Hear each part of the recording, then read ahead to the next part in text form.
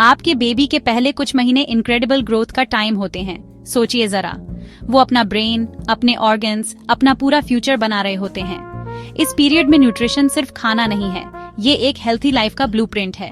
हर nutrient, हर calorie एक vital role play करता है।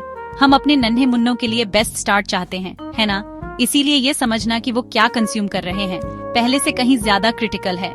ये वो फाउंडेशन है जिस पर उनकी पूरी वेलबींग बनेगी, एक एक एसेंशियल ब्रिक से, दिन ब दिन। बहुत से पेरेंट्स बेबी फॉर्मूला पर रिलाई करते हैं। ये एक मॉडर्न कन्वीनियंस है और कई लोगों के लिए एक नेसेसिटी भी। मैं समझता हूँ, लाइफ बिजी है और फॉर्मूला एक तरीका है जिससे बेबीज को कैलोरीज मिल जाती है। लेकिन एक बात है जो आपको जाननी चाहिए, सारे फॉर्मूलाज एक जैसे नहीं होते।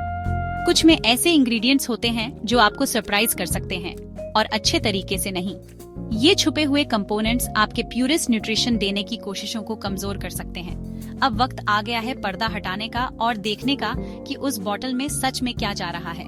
हम बेबी फॉर्मूला बनाने वाली कंपनीज पर बहुत ज्यादा ट्रस्ट करते हैं। हम मान लेते हैं कि वो हमारे बच्चों का भला ही चाहते हैं। हम मानते हैं कि शेल्फ्स पर रखे प्रोडक्ट सेफ और ऑप्टिमली न्यूट्रिशियस हैं। लेकिन रियलिटी इससे ज्यादा कॉम्प्लेक्स हो सकती है। मैन्युफैक्चरिंग गोल्स, कॉस्ट इफेक्टिवनेस और शेल्फ स्टेबिलिटी की वजह से कभी-कभी ऐसे इंग्रेडिएंट चॉइसेस कर लिए जाते हैं जो डेवलपिंग बेबी के डेलिकेट सिस्टम के लिए आइडियल नहीं होते।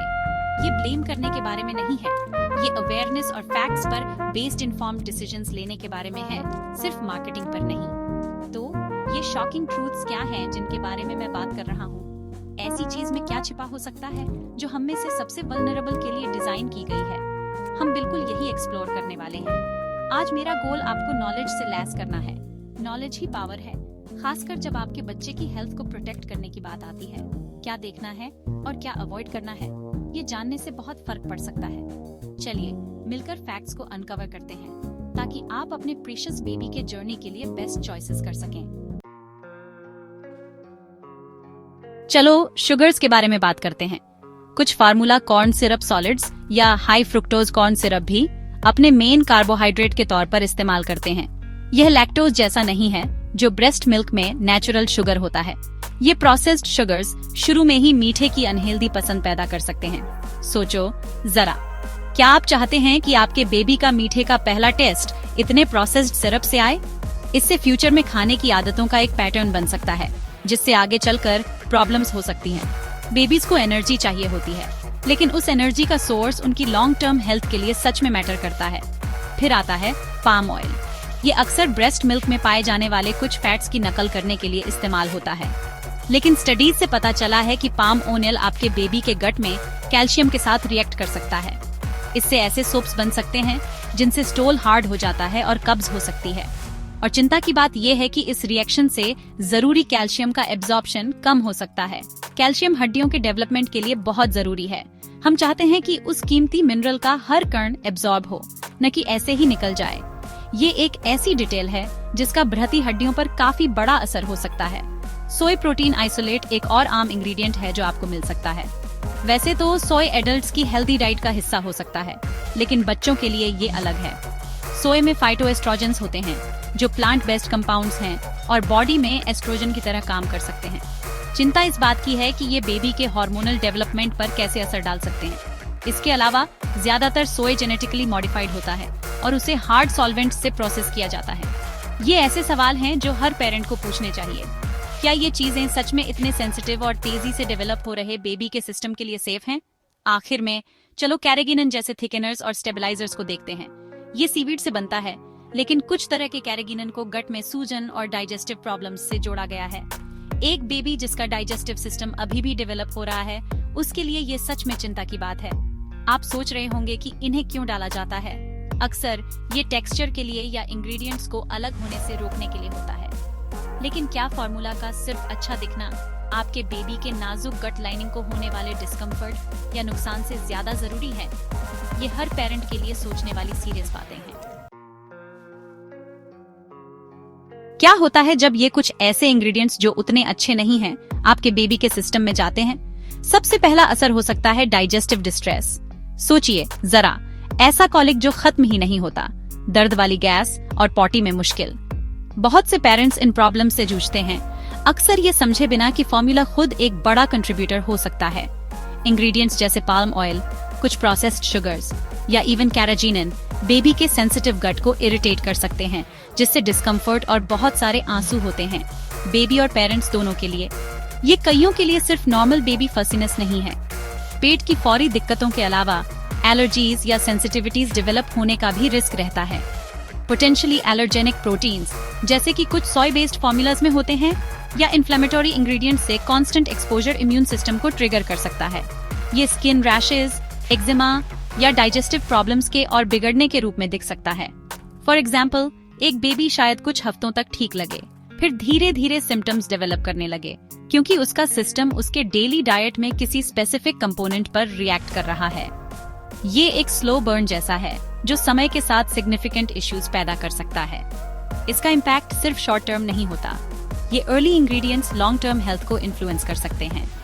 प्रोसेस्ड शुगर्स का हाई इंटेक, फॉर इंस्टेंस, एक बेबी के मेटाबॉलिज्म को इश्यूज जैसे ओबेसिटी या इंसुलिन रेजिस्टेंस की तरफ प्रोग्राम कर सकता है later in life. Vital nutrients का रिड्यूस्ड एब्जॉर्प्शन जैसे calcium due to palm oil bone density को अफेक्ट कर सकता है।